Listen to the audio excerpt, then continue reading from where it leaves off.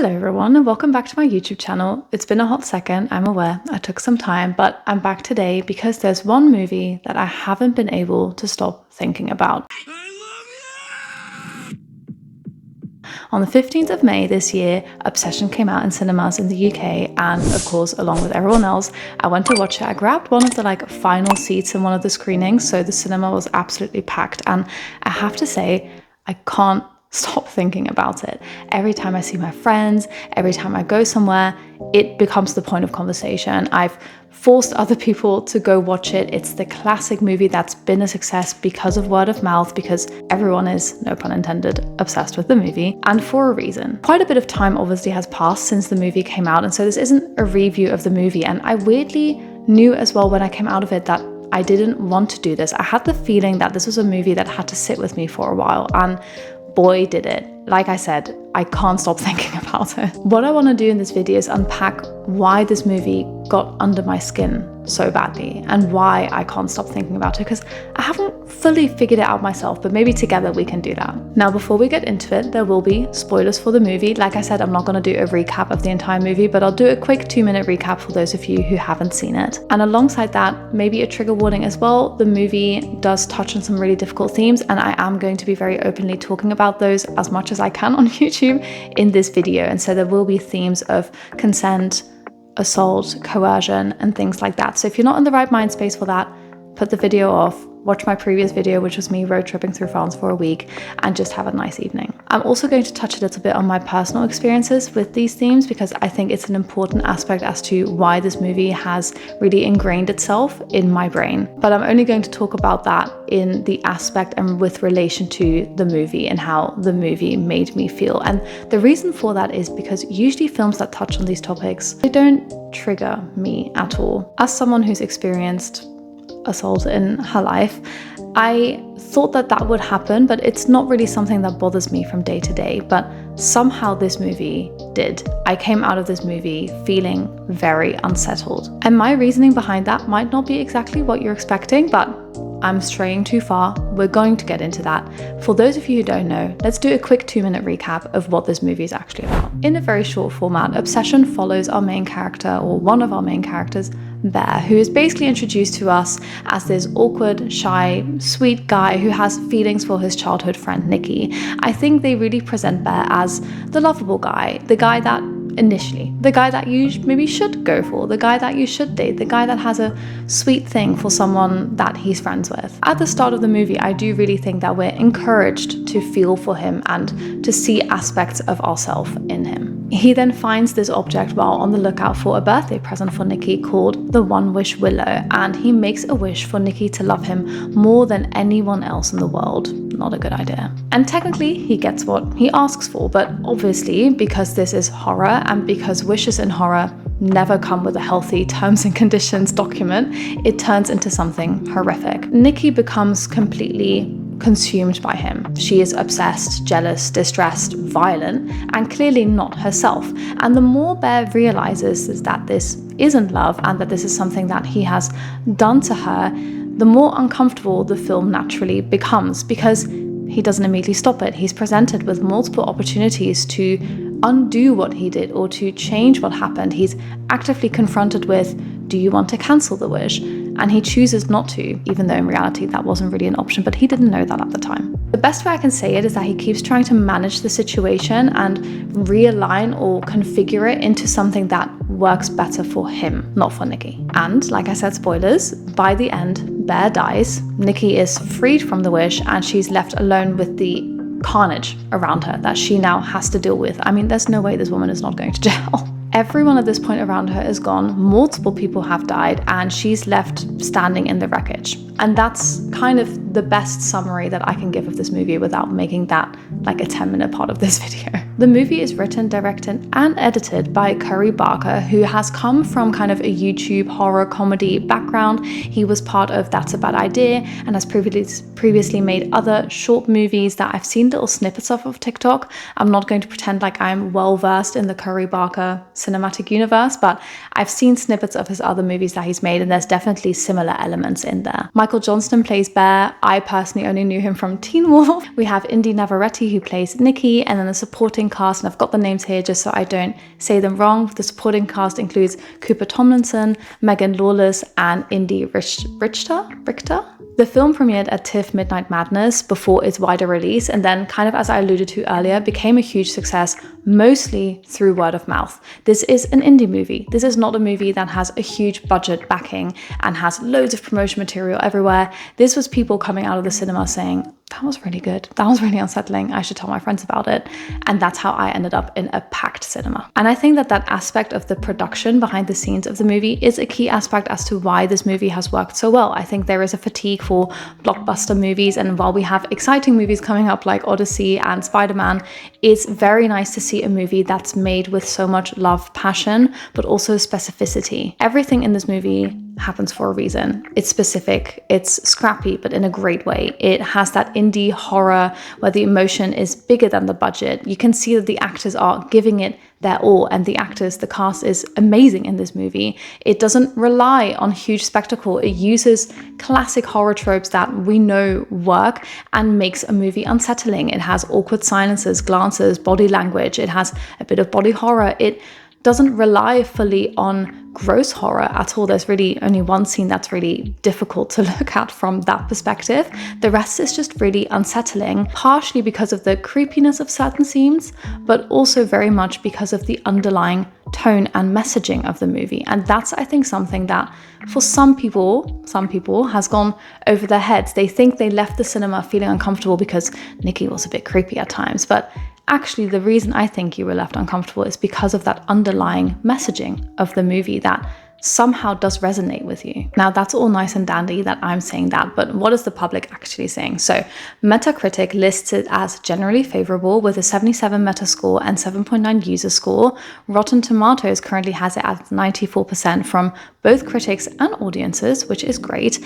And some coverage has called it as a significant feminist horror film because of how it directly deals with what happens when a woman's autonomy is taken from her. And then alongside all of that, it's become a box office story because of how huge the income of it is compared to the tiny budget that was used to make it. I thoroughly do suggest you watch some of the behind the scenes footage that you can find on like TikTok and YouTube, because it's really fun to see how they created the movie. There's also the woman who styled like all of the clothing pieces in the movie. She's been doing an entire TikTok series about her choices that she made throughout, which I've been finding really interesting. So I'll link some of those things in the description below, but I really suggest, if you're into the movie, to watch all of these little side bits as well. So all of that to say, we've covered kind of what the movie's about and a little bit what the public perception is. But I think the reason that people keep talking about the movie, what I've noticed at least in conversation, is they're not talking about the wishbone or the violence of the ending. They're talking about the themes of consent. They're talking about male entitlement. They're talking about why Bear feels so uncomfortable, even though at the start he is framed as a nice guy. And that's where the movie really got me. What I found disturbing and maybe also a bit frustrating, if I'm being honest, for myself, is that I didn't immediately clock Bear being the villain. It wasn't immediately that I thought, oh yeah, this is someone who pretends to be a nice guy but actually isn't. It didn't feel that way initially. I also think we can all relate on some level to unrequited love and being in love with a best friend, or thinking you are really in love with someone and infatuated with someone, maybe purely because it's unrequited. This happens to us, we've all been there. But I think that the framing of him was incredibly intentional. He's not introduced like some cartoon predator that's always lurking in the shadows. He's introduced as sweet and awkward and silly and maybe a little sad, and the guy who likes his friend but doesn't know how to say it. He fumbles his way through it. He's the guy that some people would probably tell someone like Nikki to maybe give him a chance. Maybe he's the type of guy you should go for rather than a bad guy, you know? He's the guy who on paper would buy the thoughtful birthday present. On paper would seem safe. And that is exactly why it made me feel so uncomfortable afterwards, because I came out of the movie, like I said, feeling triggered and couldn't immediately place why that was. And I think that's because the movie doesn't present violation as something that starts with obvious evidence. It starts with entitlement. It starts with someone deciding that their own desire matters more than your autonomy. And that's exactly what happens when Bear makes the wish. He decides that what he wants from Nikki is more important than what she maybe wants, and even is more important than it being real. As I mentioned at the beginning, I'm someone who's dealt with assault myself, and I've always been quite open about it with my friends that I usually don't find movies that touch on these themes triggering. Interestingly, some other people obviously will. For myself, that has never really been the case. So I was really taken aback when this movie was, and it was just an emotion I'd never experienced before coming out of the movie. For me, I think that is proof that this movie handles that topic extremely well.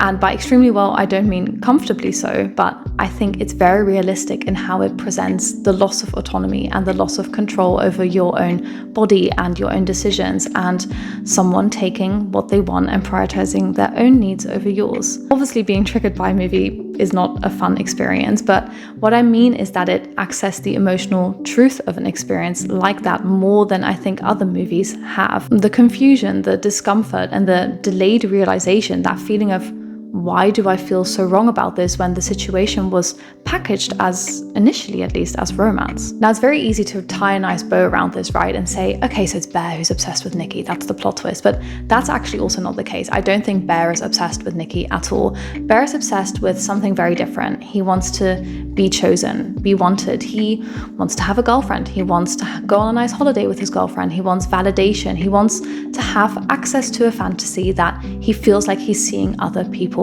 have, and he wants to prove to the world that eventually the nice guy will get the hot girl. And there's a few clear examples, I think, in the movie that show that these are the things that Bear cares about a lot more than even his own feelings towards Nikki. It starts with the gemstone scene right at the beginning when he chooses a birthday present for her, the catalyst to this entire story, because he doesn't know what gemstone she wants. He doesn't know her favorite gemstone. This is the girl that supposedly he is in love with and has been for a long time, that wears jewelry all the time, that will have talked about this all the time, and he doesn't know what it should be. And so instead, he buys the wishbone. He should know about her relationship with her dad, or the lack thereof, and he should understand what would hurt her and what would scare her and what would be completely out of character for her in a way that his friends do. And it's one of the first things that they notice, and they say, I think she's lying to you, because this doesn't seem like Nikki at all. But he's so quick to brush it under the carpet because he finally has this validation that the girl likes him. But even with that, he should know that that's not the case. He should know that it's not her. She immediately starts acting really strange as soon as he makes the wish. He should immediately be able to tell that it's not real. I mean, even if we put the entire wishbone aside and we could say, okay, should Bear immediately assume that magic is real when the wishbone was real? No, but he should realize that she's acting out of character, that this isn't like Nikki, and instead he realizes she's acting out of character, but it's in his favor, and so he uses it. It's just, and this might be really hard for some people to hear, but it's just like realizing a girl is really drunk and using that to get what you want. I really don't see a difference. And so the more I thought about it, the more I realized that Bear isn't obsessed with Nikki. He's obsessed with the feeling of being wanted and being validated, and the idea of Nikki, or who Nikki could be in a relationship with him, the type of girlfriend she could be for him. And then I think the movie really has a turning point, and it happens, I want to say, roughly about halfway through the movie, and that's where it becomes grueling for me. There's a difference between making a terrible mistake, like wishing for what he wished for, and then continuing once you understand what you've done and the ramifications of it. And this is what we see in the scene where Bear calls the people behind the wishbone and asks them, like, what is going on, and they give him the opportunity to amend his wish or to cancel his wish, or at least they present it as an opportunity. And he immediately jumps to, no, I don't want to cancel my wish. And if he were to amend it, it's very clear that he would amend it so that she's just a bit less infatuated with him, but she definitely still needs to be in love with him because that's what he wants. And not only that, he then also hears her suffering. He hears her on the phone suffering, the real her, but also in this kind of almost supernatural way, the real Nikki talks to him at one point and tells him that this is not her, and he's not been with her, he's been with this other entity inside of her, if you will. And she asks him to end things for her because it's so grueling, but he doesn't. Alongside that, the team of the Wishbones tell him that the only way to end the curse is for him to end things for himself, and he also doesn't do that. And not only does he not end things, he continues to pursue a physical relationship with her, and that's the really hard part. There's even one physical scene where you can see she briefly snaps back to reality, and then he just continues once she kind of like acts normal again. And it's, as a woman at least, very, very difficult to watch. And I think that was probably why I felt very uncomfortable after I left the movie. And that's where I think a lot of the public conversation hence has kind of turned the corner into talking about consent and bodily autonomy. And I think those very much are the right conversations to have. The Rolling Tape wrote about how the ending leaves Nikki having been freed, but also having to live with the reality of having had her autonomy completely violated. And that for me is the real kind of horror of the movie. Even at the end, when she's technically free from the wish, that's never going to take away what happened to her, because she was aware of what was happening to her, and she will have to live with that forever. Whether she manages to not go to jail, I don't know, but she will have to live with that forever. And then of course we get to the moment in the movie where another girl shows interest in Bear, and it's very clear that because Nikki is acting a little bit crazy, Bear is very quickly and happy to cheat on her. And while we could say he doesn't physically cheat on her, I think for me it was clear that he was very much prepared to do so. He was about to, and emotionally there was already some cheating there. And that, I think, really exposes the real intentions behind Bear. Whether he realizes those or not is a separate topic, but I think that shows what the intention and his wants actually are. He doesn't love Nikki the way that he thinks he does. He wanted to be wanted by her because she was this object of desire for not just him, but others too. He wanted the fantasy, but as soon as the fantasy became a little bit difficult, as soon as real emotional responsibility was required, he's looking elsewhere, and he's looking for someone who is giving him that validation now. And of course, yes, Nikki killing the friend is extreme and is a horrific overreaction, but that is what the wish has done. Her entire being has been rewritten about being loved by him, being chosen by him. And so when he fails to choose her, it's not just heartbreak, but for her, it is existential, because her entire being is only about him wanting her. And that's where I briefly want to talk about something that I haven't seen a lot of people talk about, which is we get a short montage of them very happy together right after the wish. We get a few scenes where it seems like everything is fine, and it's very much that honeymoon phase. And the more I thought about that specific aspect of the movie, I actually found it really sad, because it shows that at the beginning, Bear is very much enjoying what's happening, and because of it, he's giving her the love that this entity in her, if you will, needs to not act crazy, because everything is happening in the right way. Her entire being existing around being wanted by him, that is what she's getting. He does want her, he is giving her love, but clearly that stops happening once that honeymoon phase is over, and that's why she starts acting erratic. Now, I think also, if your entire being is about being wanted by someone, you will naturally start acting a little bit crazy. But I think the fact that they show us an initial montage of everything being okay and her behavior being normal, just that she's very much in love with him, which is out of character, but she's not acting crazy yet, shows that initially he gives her that. Initially, when he gets his wish, everything is fine. But as soon as it requires patience and care and responsibility and honesty, Bear doesn't show up, and hence she doesn't feel loved and feels like she's doing something wrong. And so she tries anything and everything she can to feel loved by him again and wanted by him again. And that's also why I think the title Obsession is really great for this movie. Nikki is the obvious obsession because the wish makes her act obsessed. But Bear is also obsessed. He's obsessed with being loved by her without having to love her back properly. And so all of this spirals into this madness, if you will. And once we get to the ending, we have two dead friends. We have Bear, who has sort of tried to end things for himself, but can't get himself to, and is about to give up on doing it again. But Nikki now breaks another wishbone and wishes clearly for him to be infatuated with her. And they get about 15 seconds of being purely infatuated with each other, which I think very much would have been like a Bonnie and Clyde situation. But then he does end up passing away in her arms, and the wish and the spell, if you will, not the wish, breaks. And she's now sat in this living room with 3 dead bodies. In case you didn't know, they originally shot a different ending. Originally, the ending was that she wakes up and she also ends things for herself, because it's like this hugely traumatic situation that she's in.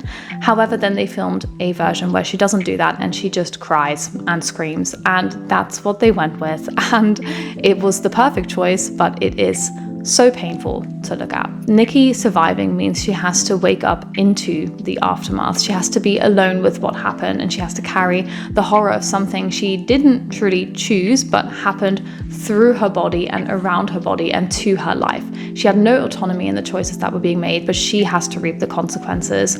None of the men do. And that is an ending that is not poetic, it's not neat, it's tragic, and it's a shit way. It's a shit way to end the movie, but it's a perfect way to end the movie. There's absolutely no justice. There's also no reason. There's no justification for why these things happened. There's no idea of what happens next. There's no way that she will ever be normal again.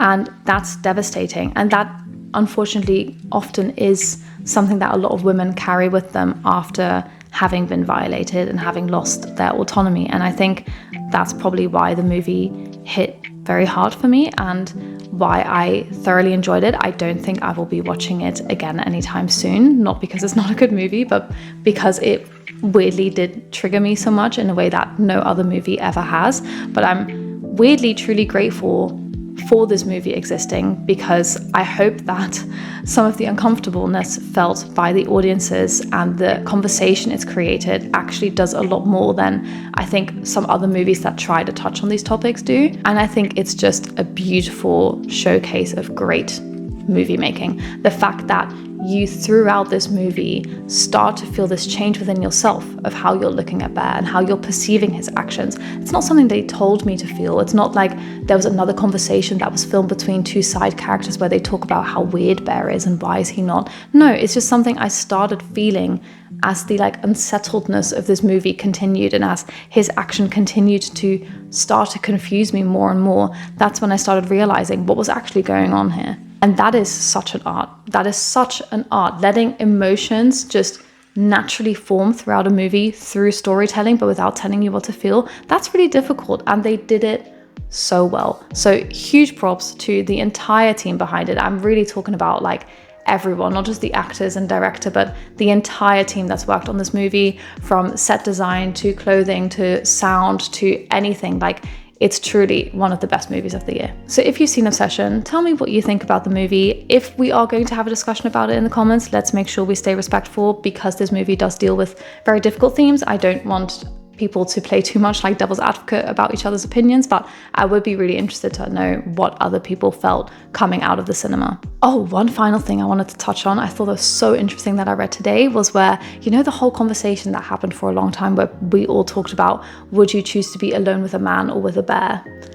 And here, the main character is called Bear. And I thought that was such a great connection. I don't know whether that was on purpose or not. It wouldn't surprise me if it is, but I also don't want to overthink it too much. But I thought that was such a great little thought that someone on the internet had. So I just wanted to quickly throw it in here as well. As I said, that's all. I hope to see you in the next one. I hope you have a lovely rest of your day, evening, whatever time it is that you're watching this. And I'll see you in the next universe.